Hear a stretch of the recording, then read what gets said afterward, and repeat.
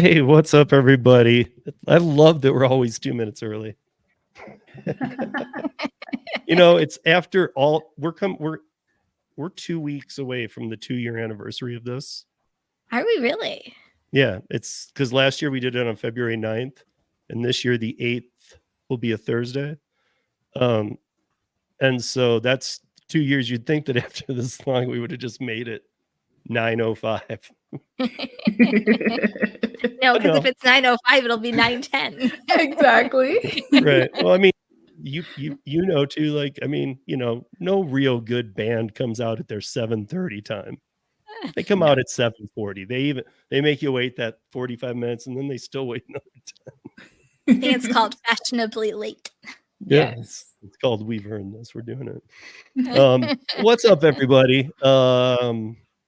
Is this this is the first one back? Yes. Welcome to 2024. And on Happy such New Year, a great everyone. week too. Such a great topic we got to be talking about this week. But we got to talk about it. I mean, it's big, you guys, and it plays into a lot of other things too. But before I even go there, let me introduce the amazing people here. John Theory TV is not here. Just kidding. Right next to me, I got Kim Side Money Plans. Right below me, I got Tom Kelly, which I don't see his handle. Is it right? Is it ridesharepodcast.com, truckerspodcast.com, or? Yes. Because he's got a couple. Which one do you want me branding? Ridesharepodcast.com. Ridesharepodcast.com. As long as, but he might not have changed his YouTube name to it yet, and he should. We just finally landed. I've been trying to get that domain for a while and got it at 2:00 in the morning, night before last. So I'm pretty excited. So yeah, so if you guys are trying to, luckily we have them in the show notes here, so you can find Tom, and because it might say TNC Radio. So if you go sub to his channel, when he does change the name, you'll still be subbed. That's right. So there you go. And then we have Gig Work Mama. How are you? Hello. How's everybody? Good. Awesome. I know that it's kind of been the joke, like what a slow week, right? I had somebody say that to me in play because it was both slow for them and they're like joking about the news feed. I'm like, God, this has just been a slow week for everything. No. But yeah, off with an egg. Yeah. I mean, I'm sure that I haven't even gone over to chat you guys yet. But I'm sure everybody's guessed what the topic is. Hopefully you guys stick around because we want your input too. I mean, I have been talking to a lot of people, a lot. Mike Harubi and I have a thing scheduled for a week from Monday that was going to be about New Jobs America, and it still is. But he's also involved in writing some of the legislation fighting for independent contractors in New Hampshire, and he's now taking that to DC. I'm on basically, I've said there's a secret coming, or I've said I'm going to reveal it on that day. I'm just going to reveal it now. I'm now doing things I endorse Mike on his website. I endorse him everywhere because in a nutshell, you guys, and you can come watch the live, please. But in a nutshell, Mike's is the simplest to understand, and it's just a beginning. But he's been working on this legislation for years, and all it really is instead of a social security number or instead of even an EIN, it's as simple as saying, I understand that I can make or lose money. I mean, this is in layman's terms here, but I understand I can make or lose money, but I also understand what being an independent contractor is, and I want to be one, kind of thing. It's like putting some kind of form down that is letting the government know you accept it, okay, this is what it's going to be. And you can always go back. But the thing is it gets you another tax number. And he's got a lot of, he only had a couple of years ago, but now he's got a lot of politicians on board for this. They think it's an easy, great first step.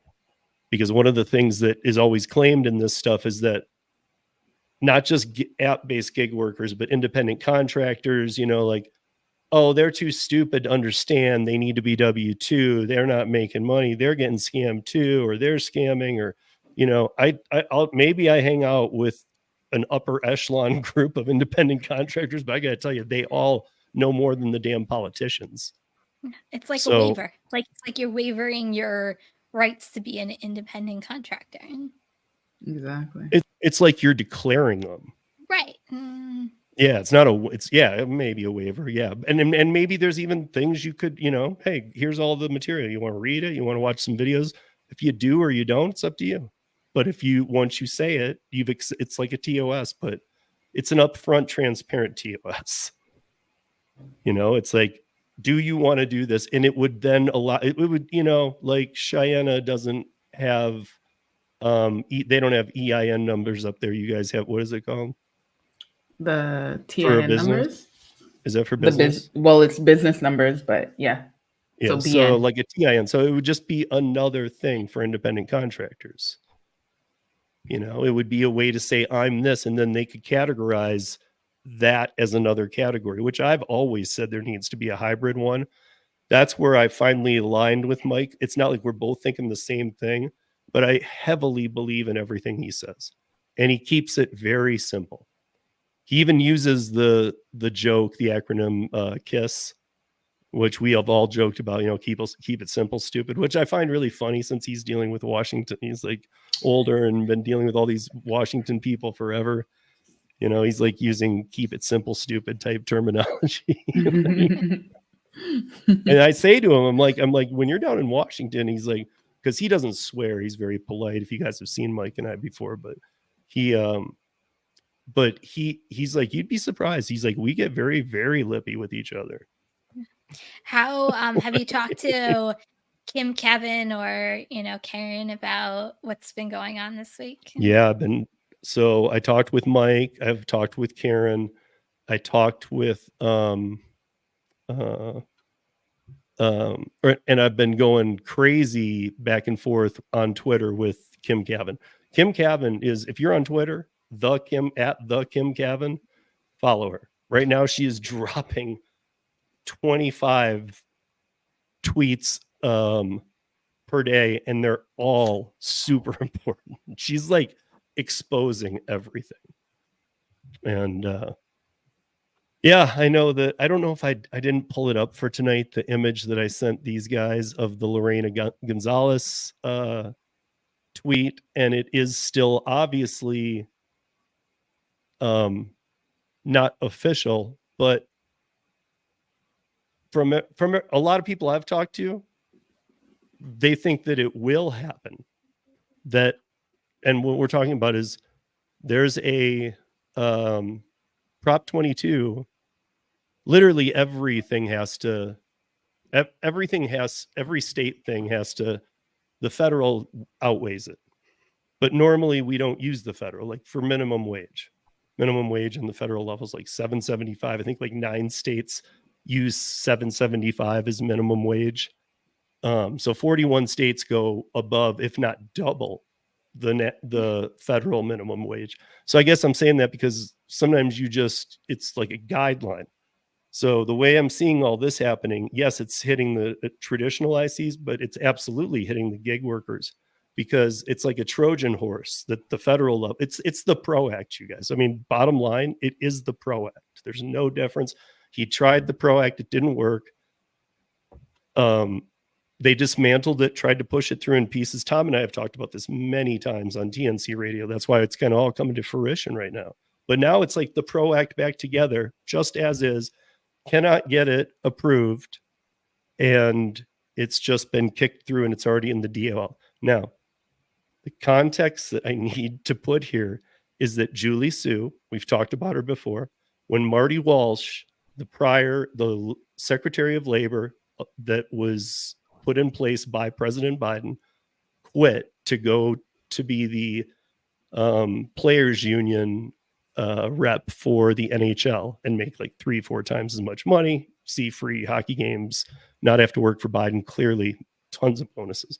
So he left in March. At that time, Julie Sue was made acting Secretary of Labor. Now, Julie Sue had been the Secretary of Labor in California and was responsible for the most loss during the pandemic of any state, $42 billion. Now, to prove that not only can you go read about that, but to prove how true that is, when somebody is a temporary position in a cabinet, I had to look this up, but if you look in history, if whoever the administration that holds the White House and the Senate, if they hold them both, you have to go back to 1856 to find the last time they couldn't get somebody confirmed into a position. So Julie Sue now, and before that, 1856. That's how much her own party hates her. So we're not even crossing and saying one way or the other. Everybody hates her. But the 118th Second Congress started January 5th, and she was there. She has no right to be there. In September, her 220 days as temporary was up. And that's why we did that piece with Mike, Kim, Karen, and I, and we said we'd be doing another one. And now we'll be doing it in the next couple of weeks here. We're not sure when, but kind of regarding all this, because she's not even supposed to be there. If you go to the DOL's website and read about this, she's on the DOL legal document on their page. I mean, I don't know how I'm keeping I've got that page, Steve, marked. Yeah. You realize Biden renominated her. Yeah, but you read so the acting what is it? The acting something law is being interpreted incorrectly by them. They only had one set of 220 days. They used it. That was up in September 2023. Right. He can't renominate her. Right. So Kevin Kiley out in California, we've talked about him before, is pushing the legality of this rule and anything associated with her after September, because she doesn't have a legal standing, as you're saying. So this is one of many legal challenges we're going to see against this rule. And this one may have more teeth to it than the others, because there's no, as you said, there's no legal standing that this woman has to do anything. Yeah, but look, I mean, first it's going to be the Department of Labor, and not to be a jerk and but this is just facts. This is going to be an issue. We all know this. The current POTUS, his son, is going to be facing all kinds of problems. He's also going to be over at the DOJ pulling strings too. He can't do this.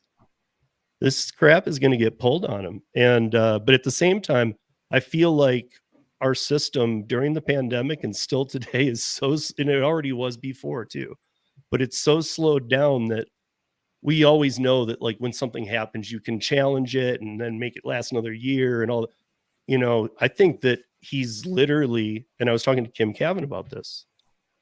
She's got a couple different, she actually isn't leaning any way, and she's very confused by all this, but she has a couple different theories. And she, one of the things is that maybe he's literally just saying, I don't care, I'm just going to do it, and everybody can suck it. And then if I get reelected, I'll just keep doing it, which is even more concerning to her, because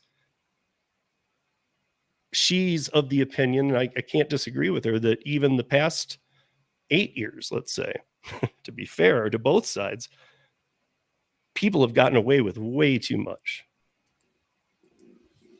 I mean, in party relationships and stuff. And so I don't know who's going to pull the plug on this. And is Biden just going to say, well, let's stall it? And because clearly look, I don't think he wakes up every day and he's Nostradamus writing out the future. I think it's a challenge for him to tie his shoes. And I'm not being mean, just saying. I've seen a lot of him stumbling around, not knowing where to face, not knowing who he's talking to. So to me, the fact that he's making this big of decisions in the last 10 months of his presidency, because I don't see, again, I'm not saying who it would be, but I don't see him getting reelected. Enough of his people are down on him too. I'm not trying to even pick on the guy. I've said before, when I have to say things like this, that look, I understand him. His whole career is 60 years of fighting for unions. Of course he still fights for unions. Like, he's done that his whole life. I don't blame the guy. It's what he believes. But I just think that, I don't know. I think that, the California people, I'm sorry that, I'm sorry about, hopefully you've already been reading about this, because Lorena Gonzalez is just stoked. And ever since she left a political position in California, when she didn't get the Secretary of Labor when Julie Su left, it was like they wanted to go from one of the most nasty people in the world who cannot do their job. And they said, oh, this one's just as bad. We can fill it perfectly. But then she didn't get the job and she got pissed. But then she got 4 times the salary to be the biggest union shill that California has ever seen. I mean, she's crazy. Like, all of us that talk on Twitter, she, from her personal and from her government account now, on her personal, she can do what she wants. On her government, she cannot. She has blocked all of us. When we go to her Twitter, it says you're blocked. And it's a government account. She's not allowed to do that. So I'm just telling you, this lady's crazy. She didn't get the position she wanted instead, and she's always been a big union push. Tom knows this about this woman. Lorena's nuts.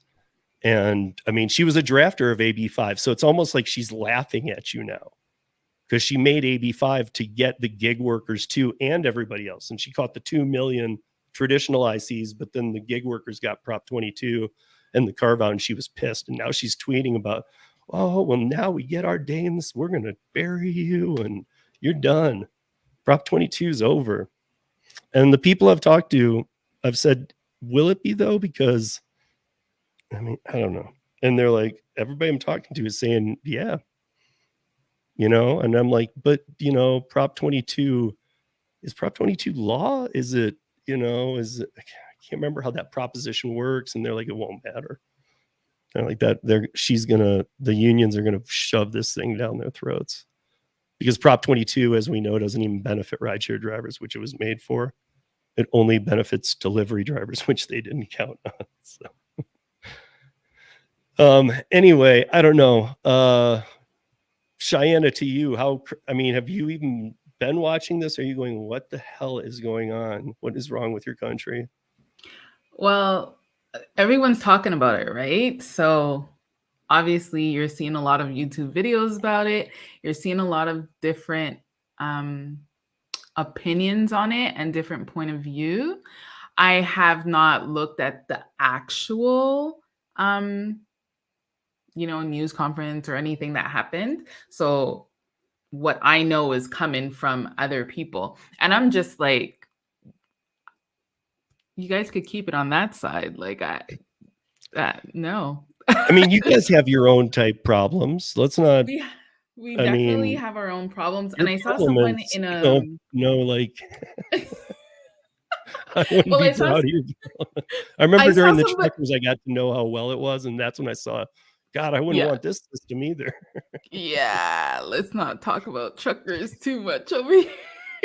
No, it's a soft spot with Tom and I too. So they definitely they made their mark, right? So it's a sore subject for a few people over here. I really don't care. It was a great conversation to have with my children, but yeah, when it comes to legislation, I saw somebody on a DoorDash group today that posted something like BC is going to have like a minimum hourly pay thing. And I was like, what? And when I Googled it, I didn't see anything about that. So I don't know where this person got that information. I don't know if they're maybe a little confused or something, or maybe it's like a earn by time and they confuse that with legislation. But well, I saw something. I don't know if it was BC. In fact, it wasn't. And maybe it was somewhere in British Columbia. But there was somewhere that was just starting to have their taxi rideshare fight because I found it weird because I was like, we went through this 10 years ago. So I was like, well, and even most of Canada did. So I was like, why are they just getting into this now? Yeah, that's kind of weird. I mean, it's not like even to you guys that's new. You know, that's No, been happening for a while. there was already the taxi rideshare fight a while ago. Like that's nothing new. That's why. Okay, guys, I'm put in the the chat. I'm putting 10 articles on what we are talking about. So if you want to reference them while we're talking, or if you want to look at them later, there they are. That's from a post on the 9th where I put 10 of the articles that kind of reflected one another, but also showed how clickbait type titles can mislead you. Oh, for sure. Because there was a few in there that said things like Uber and Lyft won't be affected by this. There's like a Fortune magazine one. And so when you get into it, what it was factual, but it was Uber and Lyft had commented, their spokespeople said, we won't be affected by it. Of course they did. They're not ever going to say, oh yeah, this is going to kill us. I mean, they'll say that till the day they die. So when you're just asking them and you're making the article title based on their answer, you should probably read the other articles that I just put the link up on.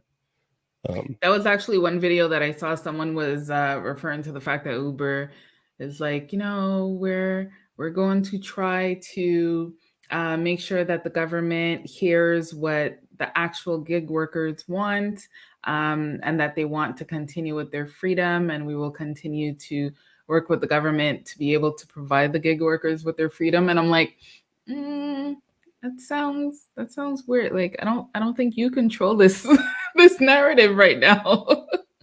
Yeah. Did we even say hi to chat? It seems like there's been a lot of people in here. I need to say hi. I will roll through it so quick, you guys. What's up, Joe? What's up, Traveler? Hey, Rick. What's up, Derek? Hi, Deborah. What's up, Chuck? Hi, Deborah. Hi, Thomas Mathis. Hi, Gigan. How are you? Bud Soda. Traveler. What's up? Derek, Tony. Tony, hope you and the family are feeling better. Are they sick again? I think they've all kind of had something for the last. Feel better, guys. Yeah, we need the Drivens need some love, guys. Get their house better. What's up, Joe? What's up, delivering with Carrie? Hi, I haven't seen you in a while. Hey, Brian, how are you? Kevin Hawthorne, how's Florida? Brian Carnifage in Vegas.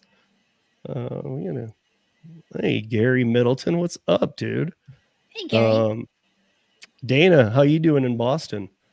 Red Speedy Gonzalez, haven't seen you in a while either. And of course, hi, Billy.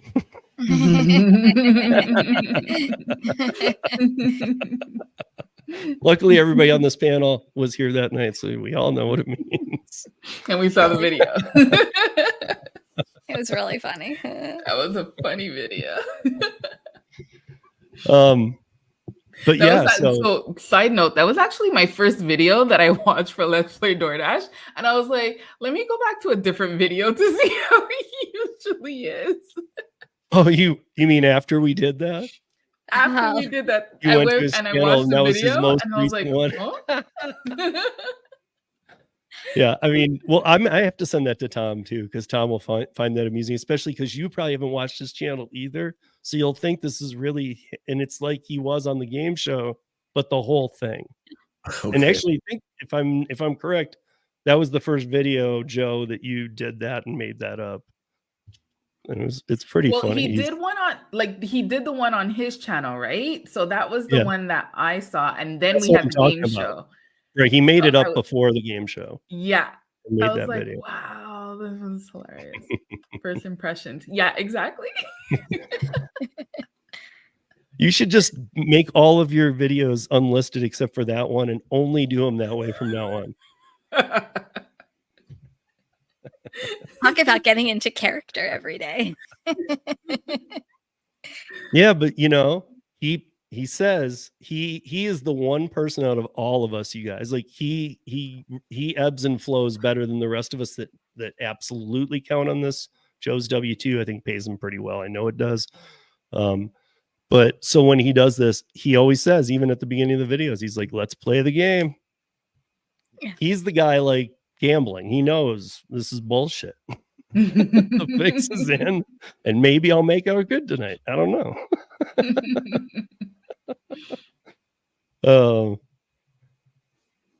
Putting out a whole masterclass series. Okay. Yeah. As go. Billy.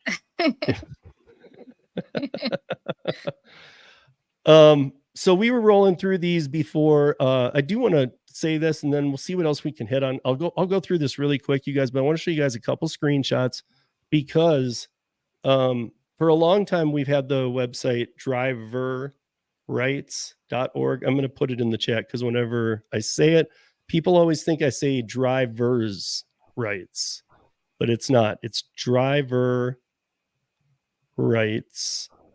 And right now, there has never been a better time to go sign this. We have over 70,000 signatures, and now we have the full integration through not there it is. Not only through where we started, which was change.org. We've actually moved a while back to a real server that really it's way more robust. It actually writes, like when you put in your zip code and you submit, it will take you to the page where you can, just by filling out your name, your zip code, your email, a couple other things, you can email your congressman, and it pulls it up by your zip code. You don't have to do anything. It's pre-written. You can get in there, you can edit it, you can add to it, you can delete it all out and write your own, but it is written with even the header to that senator in every state. And then it also, if there's other people that should be contacted in your area, it'll say, would you also like to email this person, this person? Most of them come up just as the one senator, your state senator. But some of them will have a couple click boxes. If they do, click them all, because that means that we've been suggested to that these people also need these emails. So it can be up to 4, I think, but it's most of the time 1. But real quick, rolling through it, here's how it goes, guys. Driverrights.org has been around for a bit. David and I started this about a year and a half ago. 70,000 plus signatures now. It was part of the town hall this summer. So rideshare and delivery companies want the benefits of using independent contractors without honoring the obligations. They hide information that helps you decide whether or not to take a trip. They stop you from using tools you want to run your business and better and safer. They deactivate you with no feedback or due process. So if you believe in these 4 principles, I'm in charge of my work, I have a say in the system, my time is valuable, and I own my data, then you would probably believe in these 7 points that we are pushing for. And now this is what we have decided is a fair jumping point. As I've always said, we need to define a hybrid gig model because it's not the traditional one. Having been in it for so long, I know this.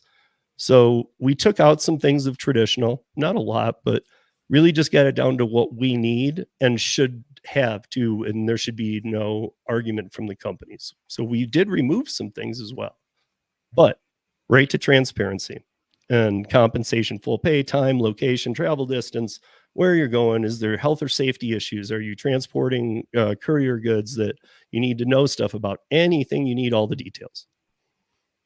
Right to choose how you work. I'm going to start with the second one. You should have the freedom to reject or accept work opportunities without penalty. That means you should already know this, the removal of acceptance rate. And that has to happen by most of the state's legislations anyway. But the top one, you should have the freedom to choose and use the tools you want to run your business. Okay, Gary Middleton's in here. Para, even Gridwise. I mean, it doesn't even matter if like we start talking about some bigger companies where you're like, wait, Gridwise, they're huge. Yeah, doesn't matter. You can't use those apps, but you have the right to use any damn app you want as an independent contractor. because that's your tool. That's your toolbox. How you choose to do the job is up to you. What do you mean you can't use those apps? You lost me in that. Well, all the TOSs say you can't use like third-party apps. Like, And okay, they dude, go they understand we multi-app, but they don't want you using, they don't want you using Gary's apps to toggle switch on and off perfectly. Right. They don't want anybody tracking them. Gridwise has their information better than they do. When you said you can't use those apps, I was just confused by what you were saying there. I'm with you. Thanks. Yeah. Right to a safe environment. If you basically, this one is if you don't feel safe in any situation, there is no repercussions. The only thing that we had down here are the very obvious ones. If you were just blatantly like against a religion or a race, then you'd basically, in my book, you can be fired even though you're an IC. I mean, that one just wouldn't be acceptable. But beyond that, if you feel uncomfortable, you should be able to cancel without penalization. If you're in fear at all. This is a big one, and it's becoming bigger by the moment. The right to data and data privacy. This is what we were talking about. You have the right to your data. Not only that, you should know how your data is being handled, I guess is the best way to put that for now. Because that's a big thing around the country in legislation, not gig related. They're looking at data privacy and how these companies hold it. I mean, I think we've talked about it too, Kim, but I know I've talked about it with Tom. There was the 59 million Uber passenger hack in 2017. And their best plan was to cover it up with a teenage hacker and not tell the 59 million people. Now they got caught, they got fined, but brilliant plan. Yeah. But I mean, that was the plan. Like this is what happens when the Uber team comes together. They're like, we still know that 13-year-old? Get him in here. So crazy. Right to due process. Obviously, this is a must. That unfair deactivations, the right to understand why, appeal if you want, even if that might be out of your own pocket, at least you have the right. You should have the right, because who knows what the reason is that they did it. That might change your mind on what it might even be worth hiring a lawyer. Who knows? And respond with representation.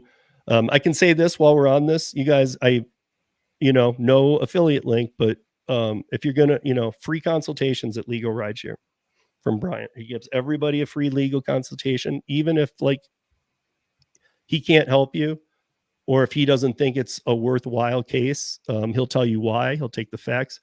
But he can also they're in Chicago. They can help people out nationwide. And he now is networked with the best of the best. So he knows all the other lawyers too. So if you ever get in a jam, they've been around for 10 years now. LegalRideshare.com or at Legal Rideshare on any social platform will pull them up, and just give them a call. And he'll give you a free consultation.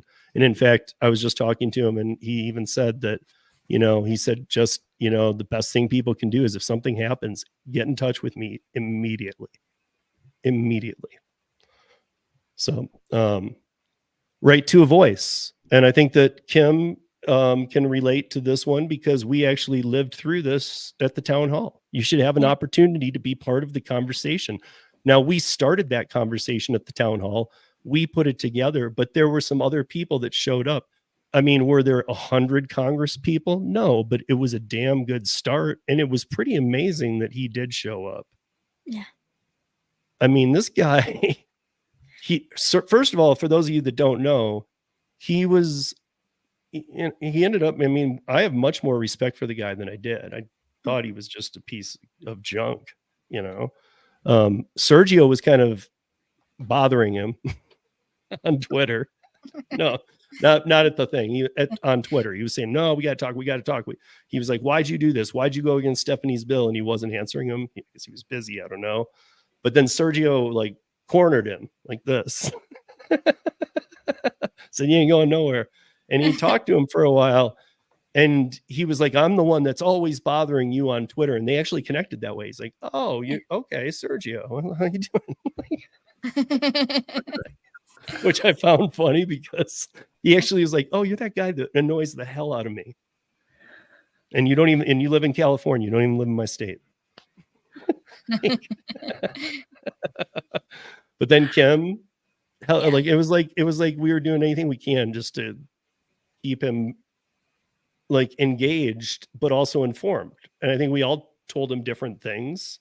Yeah, he was lost. I'll be honest. Like he really had, I mean, smart man, don't get me wrong, highly intelligent, and he listened to everything that anybody had to say. So I will give him mad credit. A senator didn't have to show up at the event, and I give him a lot of credit for showing up and literally listening and talking to anybody who could get his ear. It was probably one of my highlights, besides meeting everybody, but it was one of my highlights of actually being able to feel like I made an impact on the way that the senator thought and what he thought was right. Like he had absolutely no idea what was going on. So it felt good that I felt like I made an impact as much as I possibly could. Yeah. And I mean, the other thing too is here I am setting the event up. Kim's helping me. She's there first thing in the morning. Like we're literally, the place isn't open. I know the people there, they're great. They were doing everything we needed to help us out. Hey, can we can do this? Yeah, can we do? Yeah, okay. So we're moving everything around. We're getting the food ready from the menu that we had created. And Stephanie showed up, and I'd emailed Senator Priola, and she had asked him twice in passing because she's a House representative now. But she also had another senator ask him, and then she invited him, and then sent him the invite that everybody else got. And we were about 10 minutes before start, and he walks in the front door, but he had not communicated with anybody. He had not told anybody he was going to be there. Not Stephanie, not her assistant, nobody. And then she came up to me like 8 minutes before we were going live, and she's like, "Senator Priola just walked." Like, what? Yeah. I don't know. It also, like, to me, like you, it was a highlight, but it also it definitely gave, I mean, to anybody who wasn't there and is curious, did anything really happen? Yeah. I mean, if you get a senator on a Saturday to attend That's an event huge. where That's near huge. he lives, he's taking notice of the amount of people and what they're talking about. And understood that even though nobody there liked him, we all got over that and decided he was a good person for showing up. We just don't like his viewpoints. I don't think honestly, to be honest, I don't think he knew his viewpoints. You know what I'm saying? Like, I feel like a lot of times things get passed through senators and they have people. Tony's wife, Lisa, babysat for Senator Priola, like back in Brighton when she was growing up.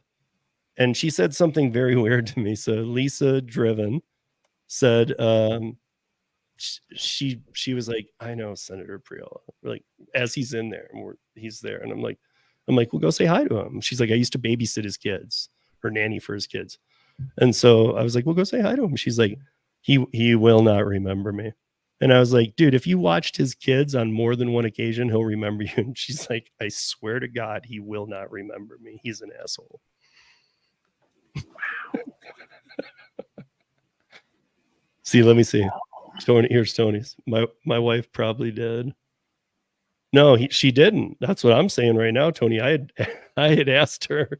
I was like, "You should go say hi," and she's like, "He won't know me. He doesn't care." So I don't know. She definitely put this vibe out there where I was like, "Is he this bad of a person?" That was Tony's answer to the question from Derek. Did he tip Lisa? So Tony was saying his wife probably did, but she's a nice lady. Oh, I see. Yeah. But the fact that I can't understand that. Like, if any one of us, all of us have kids on this panel, if you had somebody more than once kind of in a nanny type position in a smaller town outside of Denver too, and I mean that Brighton's kind of small, and this person came over to your house and watched your kids 5-10 years later, would you not be able to recognize her? And I course. even said it. I said, if you went up and said, "Hi, I'm Lisa. I used to babysit your kid," she's like, "You wouldn't remember me." I think he would probably fake it.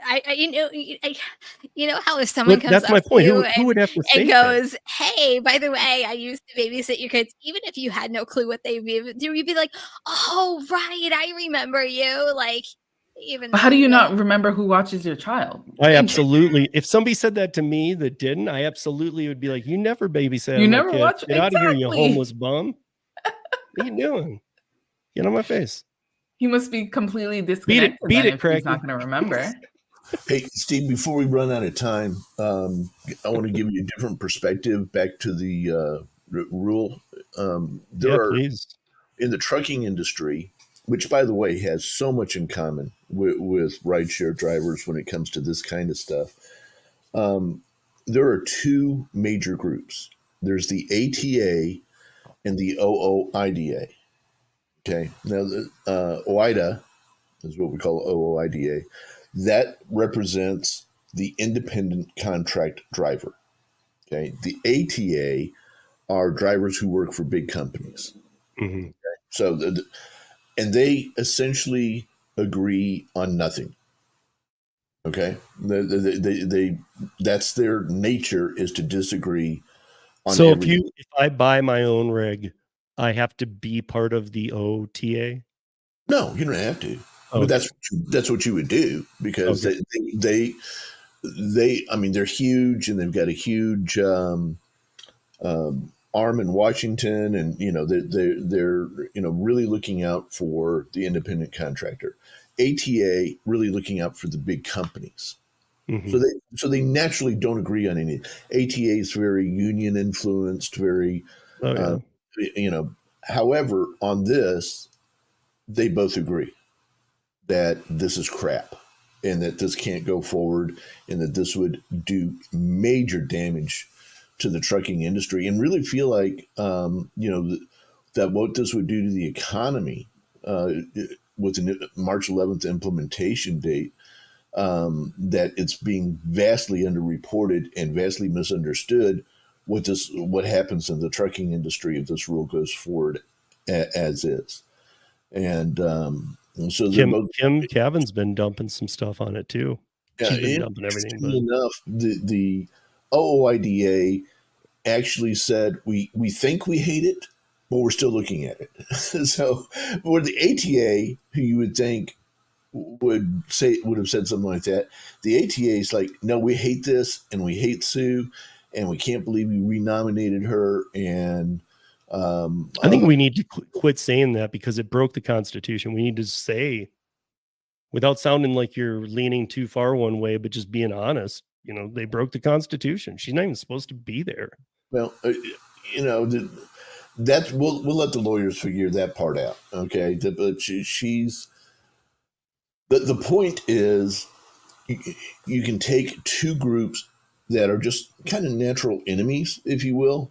I mean, they have different agendas in Washington, and so we have to give Biden and the administration credit that they pulled these two groups together to finally find a common ground, that they all hate this rule, and they all hate what Biden's done with Sue and the whole bit. I mean, seriously, these groups, for I don't know how many decades. I mean, it's like if one of them says something, the other one has to say the opposite, just by a knee-jerk reaction. You have to. And now they finally found something they can agree on, and that they all hate this. That should be, and I think for some people in the press anyway, Fortune and a few others, they've caught on to this as, well, wait a minute, this might actually be a bad thing if these two groups who never agree on anything look at this and say, this is really, really bad. Yeah. I wonder if that's why articles keep coming down though, because they're like, there's so much mass confusion. But as soon as an article goes up, it seems like the Fortune one has stuck, but a lot of the earlier ones that have broke are now have come down. So it's The 10 I interesting. just posted that are in there are all Yeah. up. Okay. And those were all within a 24-hour period. Yeah. Well, I'm tied into all the trucking websites and news and all that kind of stuff, and there's nobody who isn't opposed. Some are softer in their opposition, and of course, there are those who have their head in the sand, saying, "Don't worry about this. This will never happen because it's just so over the top. We don't even need to think about it." Yeah. Just real Right, quick, but Brian. Sorry, go Brian ahead. asked which senator. It was Senator Priola from Colorado that we talked to. Mhm. And he's a state senator, right? Yeah. Not a U.S. senator. Are you saying he's a lesser man, Tom? No, I'm just saying he's a senator for the state, he's not in Washington. He's in Colorado. Yeah. I mean, there is something lesser to the state senators, but Yeah, he doesn't have near the, he doesn't have a vote on Sioux or anything like that. right. So I'm going to, I don't know if you guys have seen this. I'm just going to share this one page because this is one of my concerns. It's one of Kim Cavan's concerns. It's one of Karen Anderson's concerns. I haven't talked to Mike about it yet, but let me see. Okay, so is it up there? Yep. Here, let me see it. How can I take us up more? Okay, so this is the actual U.S. Department of Labor website. This is the actual final rule classifying the workers as employees. By the way, if you don't know, to read the full document is 330 pages. And Kim Cavan very kindly pointed out that's longer than the first Harry Potter novel.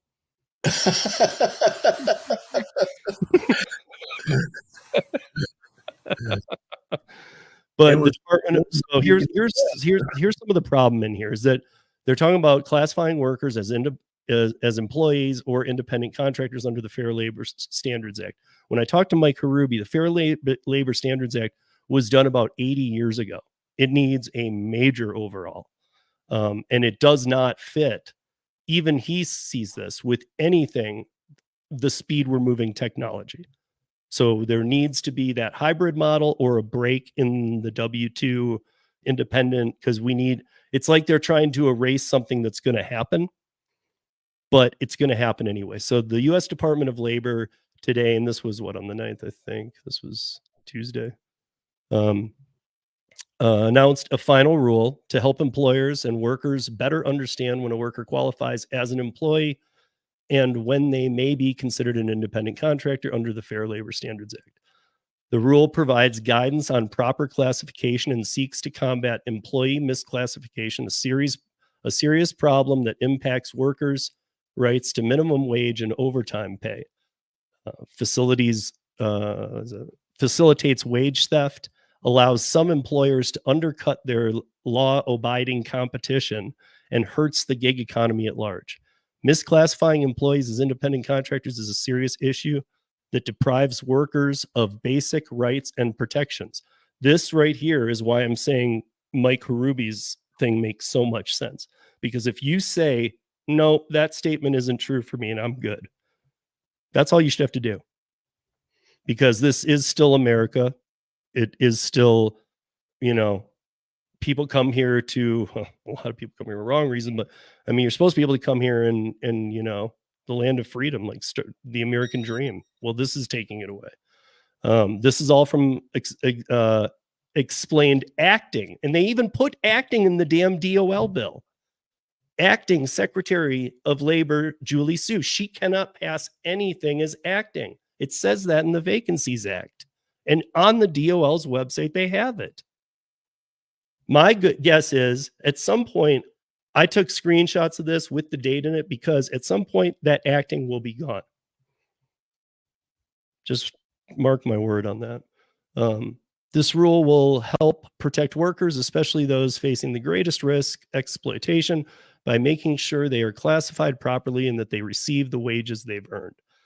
The guidance provided by the final rule aligns with the longstanding judicial precedent on which employers have previously relied to determine a worker's status as either an employee or independent contractor.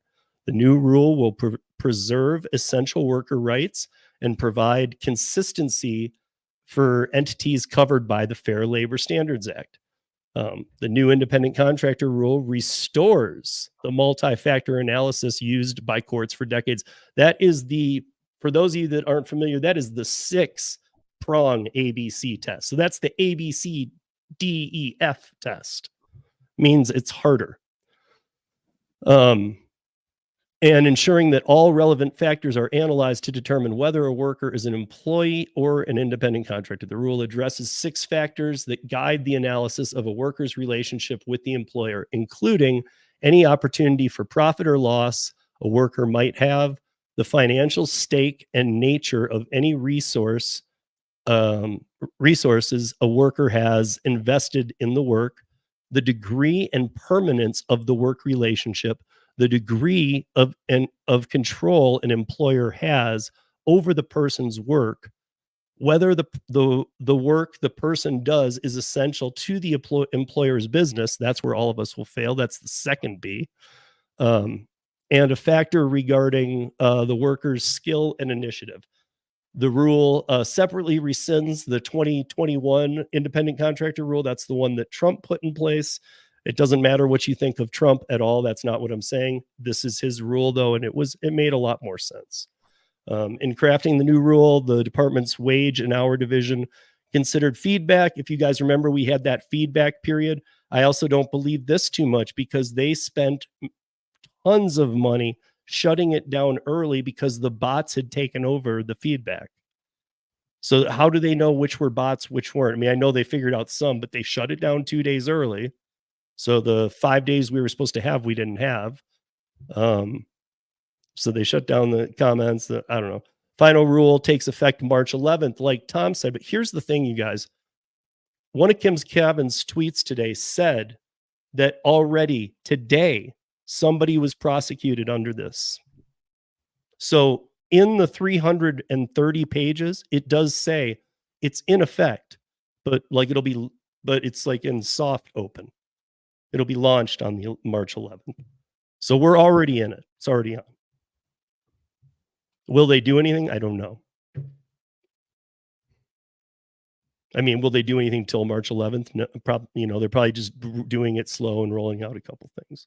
But the thing is that's pretty scary. I mean, here's I tried to bring a couple in, but here's one of Kim's from today. In these great United States, we all have the right to hang out a shingle and go into business for ourselves in whatever profession we choose. Trying to take away that right is not protecting us, it's attacking us, and we will continue to fight back. That's her nicest tweet today, because everything else had swearing. It had all kinds of abuse on Lorena Gonzalez and Julie Sue, and they have no right. And if you guys know Kim, she does it in a very professional way. I would never, and I'm pretty good at debating, I would never want to debate Kim Gavin. Ever. She's just kind of a genius about that stuff. So I don't know, guys. I know this is our first episode back of the year, but there's no way to get around this topic. I don't know if anybody has questions. I don't know, but if anybody took anything away or if you guys were all communicating in there. Dana, I know from Boston, he always follows a lot of this stuff too. So he's in Massachusetts, which is facing some serious nastiness. And he knows that. He's kind of walked me through even nastier stuff than I thought it was. Here's Tony's definition of Senator Briola.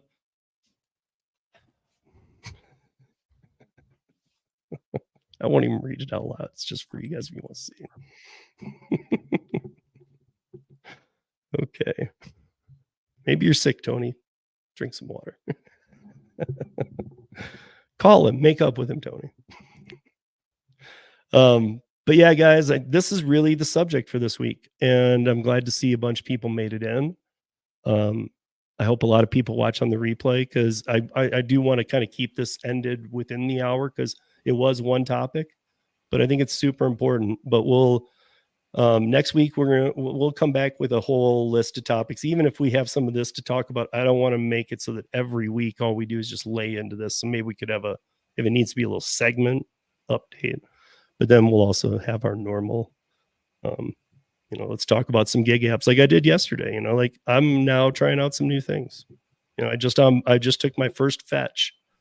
Derek is in here. I did on Last Mile last week. I was talking about fetch for last mile delivery. If it's in your area, get on board. They send a lot of orders. But Tony and I got on it. Tony got on it. We were seeing the orders coming in, but then I got Derek on it. And while I was doing Last Mile, he signed up for the app. That night, he got accepted and accepted his first block. The same night we were doing the show. So if fetch is in your area, they onboard you like that day, real quick. And then there's a video, and it's kind of like Derek might be able to give something a little better, but I already know that it's basically going to like apartment complexes and things like that and delivering some like last mile packages, kind of filling in for like Amazon Flex type stuff. But it's like a 3-hour block. You get paid like $93, but like Derek's came out, he finished it in 2. So if you finish in 2, you get the full pay. Yeah, you get apartment complex. I saw Tom's face like this. I know. So for here in Denver, our 2 locations, the videos show that it's more like high rises. So you go to like 1 and you just deliver to everything in there. Oh my gosh. Like I could do that, dude, because that's not wasting my gas. That's not, you get a couple carts, you pull them in. For my area, it's all been about grocery delivery, like mixing it in with food delivery. I've been literally kicking butt. And sorry, Steve, I've been kicking butt on Instacart. Like the batches I've been getting lately have been, I know. Yes, I have been like absolutely ridiculous. It's like Instacart's probably wasting their last $500 to pit you against me. And they're like sending you the last few good, send them to Kim, get them fighting at least. But it's not about Instacart. Like any grocery app, like these past couple weeks have been literally blowing up. Even DoorDash. I had a $41 one from Uber Eats the other day. Like grocery delivery has been kicking butt in my area lately. You know what? Honestly, what part of it might be, I don't know about you guys, but when I go to the grocery store right now, I'm getting the same crap. Actually, I'm getting less, but I'm getting the same stuff that I normally do. Because normally I know what max and I need. And grab a couple extra things, but usually it's just straight off the list. When I go get those same items, it's not a little different. I mean, it's always been raising for a while, big, but it's not little jumps anymore. They're big. I'm walking out there going, wait, it's impossible. Wait, how much? Yeah. Like I won't even have my full load and it's 25% more than my full load. What I've been noticing though too is a lot of healthier options. I don't know whether it's because of the new year, but I've been doing a lot of shopping in like the health area of the grocery store, like gluten-free, organic, like everything health related. I've been doing a lot of shops for. So I don't know whether that's related to it. I don't know what's going on with the platforms. I'm not complaining because I'm making money, a really good money out of it. But it just seems to be like grocery delivery these past 2 weeks have been taking over. Well, it has something to do with the New Year's resolutions that everybody does. It's just like the gym, right? But also I noticed that Uber and DoorDash Instacart as well. Because I have the customer side of it as well, I notice a lot of emails from them about like different promos that they have and coupons and get $40 off this order and all that kind of stuff. So I think they're pushing it as well, but then also you have the customers that are just trying to be healthier and everybody's busy, so they don't have time to go to the stores. So if they see a promotion on DoorDash or Instacart to get their groceries, they're gonna do it. Wait, is Dana talking about Kim Kavanagh or this Kim? Dana, you talking about he's like, more Kim. Now I don't know what to think of that. I actually have a voice this week. If we did this last week, I wouldn't have had a voice. So it's actually good to have a voice back. Oh, this Kim. Wow. He was saying more, Kim, more. I'm here. I'm back. But yeah, guys, I'm sorry, but I'm not sorry. I hate saying that, but I am. I'm sorry, but I'm not sorry that we did this episode tonight because I think it's important. It'll get you all stirring. Hopefully, you go read a couple of the articles that I did link in here, and I'll put them in the show notes too. Because go pick one or pick two at least, because some of them you might pick one where the title's going to throw you. So go skim through two, see what's going on. If you haven't read any of these yet, some of them aren't that long either. Just go skim through a couple and see how they're actually talking about all this. You should know the way that, look, we don't trust all the press, but all the press is talking about this. This is legit. So, but with that said, guys, thank you, Tom. Thank you, Cheyenne. Thank you, Kim. Thank you, everybody, for watching live and joining us. And thank you, everybody, for watching the replay. And we'll see you back here next week on the Rodeo Roundtable. Bye, guys.